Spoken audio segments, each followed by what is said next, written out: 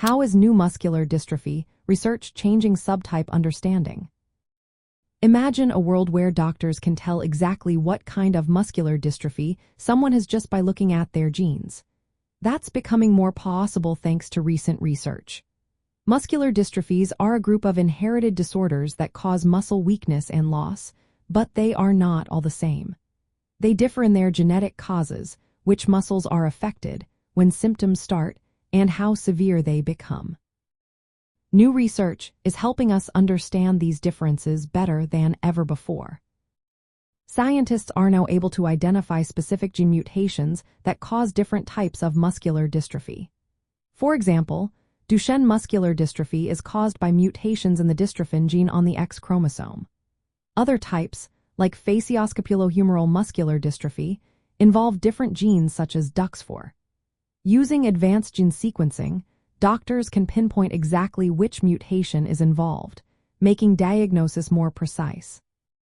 This means that instead of just guessing based on symptoms, they can classify subtypes based on the genetic details. Researchers are also exploring ways to target common molecular pathways that go wrong in many types of muscular dystrophy. Instead of focusing only on the specific mutation, they look at shared problems like muscle inflammation, fibrosis, or issues with muscle regeneration. Techniques like gene editing with CRISPR can now turn off harmful gene expressions across different subtypes, regardless of the exact mutation. This approach helps us see muscular dystrophy as a collection of related diseases with overlapping molecular features, not just separate genetic faults. Personalized medicine is also changing how we treat muscular dystrophy.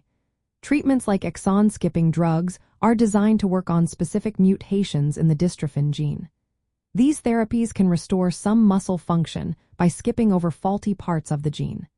Because they are tailored to particular mutations, they help distinguish subtypes even more clearly. This means that understanding the genetic makeup of each person's disease allows for more targeted and effective treatments. Scientists are now combining different therapies to attack multiple disease mechanisms at once. For example, they might aim to restore dystrophin production, reduce inflammation, and prevent muscle fibrosis all in one treatment plan. This comprehensive approach reflects a deeper understanding of how each subtype progresses and what makes it unique. It's like fixing a complex machine by addressing all its faulty parts rather than just one. Advances in diagnostic tools are also playing a big role. New biomarkers and imaging techniques can detect specific subtype features early, even before symptoms appear. This allows for earlier intervention and better prediction of how the disease will develop. It also helps doctors classify subtypes more accurately, which is essential for choosing the right treatment and enrolling patients in the correct clinical trials.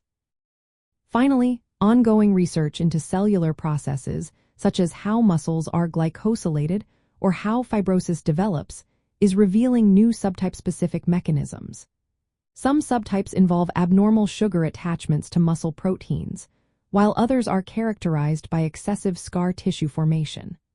Understanding these differences helps refine how we define each subtype and guides the development of new therapies. In summary, recent muscular dystrophy research is transforming how we understand and classify these conditions. By combining genetic, molecular, and clinical data, scientists are creating a detailed map of each subtype's unique features. This progress is moving us toward more precise diagnoses and personalized treatments, giving hope for better outcomes. Still, it's important to remember that each person's experience is different, and ongoing research needs to be validated through clinical trials. Always consult healthcare professionals for personalized advice and care.